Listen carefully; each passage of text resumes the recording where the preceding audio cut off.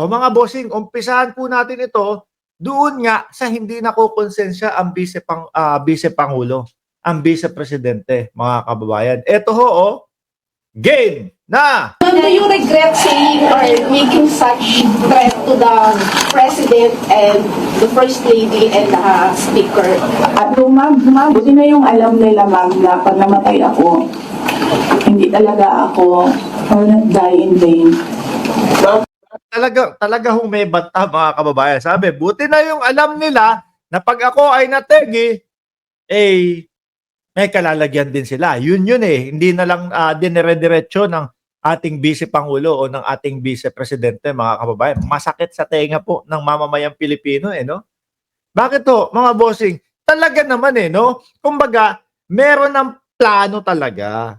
Kahit saan po natin paikot-ikutin, mga bossing, kahit saang sulok, no, ng mundong ito, pagbabanta is pagbabanta po, mga kababayan. Nandoon yung pagpaplano, no? Paano pag sinabi ng Vice Presidente? Saglit lang. Palitan ko na yung plano natin, no? Kasi meron ng susunod Meron ng inutusan. Meron ng umoo. Paano pag sinabi ng Vice Presidente, change plan tayo?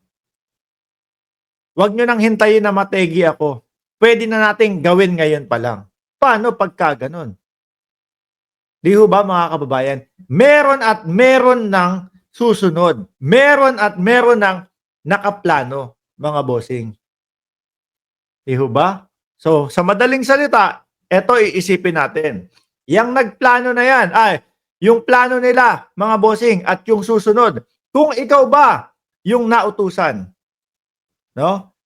Kung ikaw ba yung nautusan, papayag ka ba? Natigihin mo si Martin Romualdez, natigihin mo si Pangulong Bongbong Marcos, natigihin mo si First Lady Lisa Marcos, na yung magbabayad sa iyo tegi na din?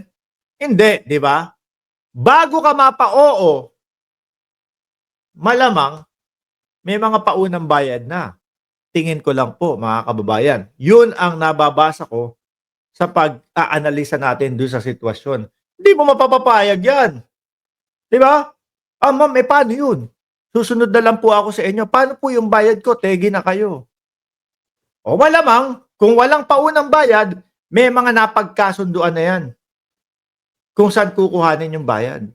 Ikaw ba, nasa nyo, si Ricky Kalimbo, susunod ka ba sa Vice Presidente? Natigihin iyon? Yung mga taong iniuutos sa iyo? Kung wala kang kasiguraduhan kung saan kukunin yung bayad? Kasi ang Vice Pangulo nga, ang Vice Presidente nga, wala na. Di ba? Bago ka mapa-oo, ma'am, paano ko po makukuha yung kabayaran ko? Kung wala na po kayo. Nandoon no? Nandoon yung plano talaga, mga kababayan. Kasi sabi po nila mga congressman po man, kasi parang contrived lang daw yung threat ninyo. Parang it's just an imaginary threat. Like for example, si Asidre nagsabi na imaginary daw yung threat ninyo, unlike doon sa sinasabi na threat daw yung inyong select to the first family and speaker Romualdez. So your take on this po? Kasi parang dinidismiss po ng mga congressman na kayo po ay nagkaroon ng threat sa inyong buhay. Parang sinasabi nila, hindi naman kayo, parang imaginary lang yung threat ni Vice President as opposed to sa sinabi niya doon sa press conference. What's your take on this po? Yes, ano? Ang sagot dyan, sabi ni John J. Jason, kay PBBM, ikaw ang nagbanta. Pero sa'yo, Sarah, sino ba? Yun nga daw po. Kasi parang imaginary friend lang daw po talaga yung nagbanta sa ating Vice Presidente, mga kababayan. Pero pakinggan natin yung sagot. We have documents, sir. We have screen caps, we have photos, we have police blotters, we have everything on file. But meron naman daw po silang mga photos, may mga police blotters, merong mga kung ano-anong ebidensya daw po, mga kababayan.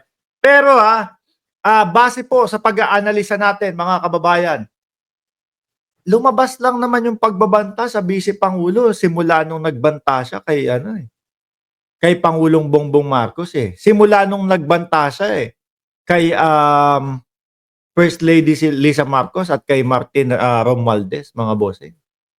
Napapansin ko dito mga kababayan, oo, aminin na natin, 2028 election, yung Martin Romualdez sa pagka-presidente, hindi naman po napag-uusapan ngayon mga bossing Hindi po napag-uusapan sa kampo ni House Speaker.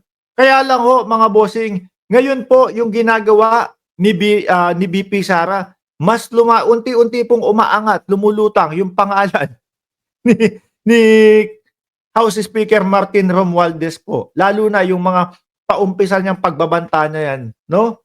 O, BP, ano masasabi mo doon? Imaginary friend lang daw yung nagbabanta sa iyo. Kami wala din kaming nababalitaan na may nagbabanta sa vice presidente.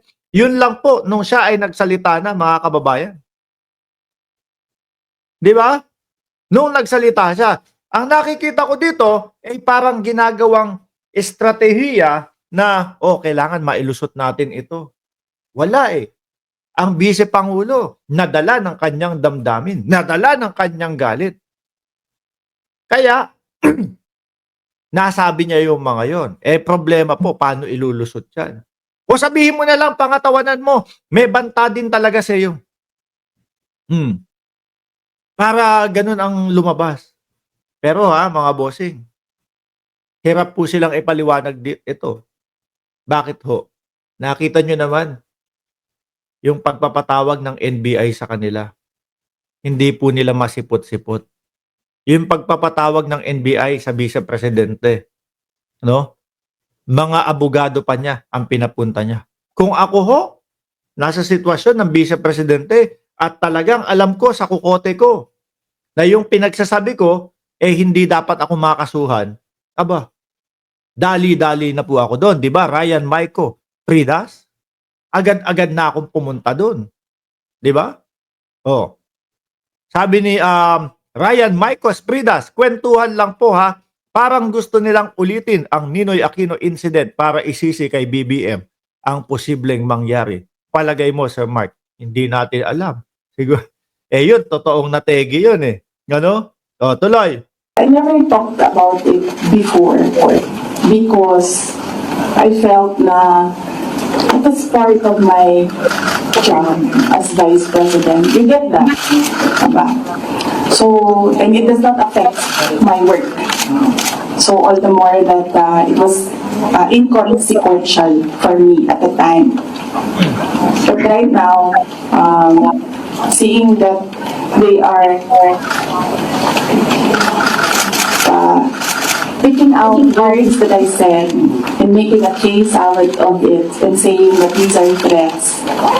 So I think they should start with... Sabi ni Elani Ibo, nakakaumay na pa. Napapress ko niya. Ganun no? Imbes na pumunta. Eto, parehas po na nag-aaksaya. Siguro, mga kababayan, ang tingin ko dito kung meron silang mga extra oras na kagaya nito, yung mga papreskon nila, mga kababayan. Pag hiniling nila sa NBI, eto meron akong extra na panahon, eto meron kaming extra na oras sa ganitong oras, kung anong oras o anong petsa nangyari itong preskon na to, baka pwede ganito na lang natin gawin yung question and answer diyan sa NBI. Baka ang NBI magkaroon ng special. Sige po, walang problema. At least diyan sa punto na yan, sa oras na yan, sa araw na yan, makakadalo kayo. Di ba? Pero hindi, mas pinipili po nila at nahahalata ng taong bayan na imbis po pumunta sa NBI, imbis po pumunta doon sa mga dapat nilang pagpapaliwanagan sa mga Congress, dito po sila tumutuon sa preskon, mga kababayan. Bakit?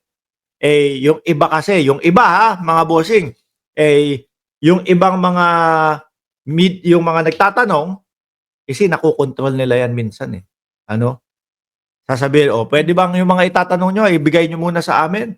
Sa NBI ho kasi, hindi pumayag ng ganun. Where is this coming from?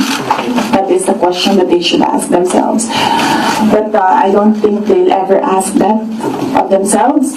So we'll just move on to the cases and the impeachment and whatever will come in the new year. VP, you mentioned, do you regret saying or making such threat to the President and the First Lady and the Speaker? At ma'am, buti na yung alam nila ma'am na pag namatay ako, hindi talaga ako, I will not die in vain. So, ang maganda nito, mga kababayan, kapag po humarap sila sa NBI, matatanong din po, no? Matatanong, BP, blood pressure. We love BP, Duterte, sabi ni Shiro Kansaki. Matatanong, BP, maari ba nating imbitahan yung tao na iyong inutusan? O, dadating po sa punto yung mga ganyan, mga kababayan eh. Maari ba naming matanong din yung tao na sinabi mong hahagilap kay BBM, kay Martin Romualdez at kay Lisa Marcos, no? Dito sa aming ahensya. Yun ang iniiwasan nila, mga kababayan.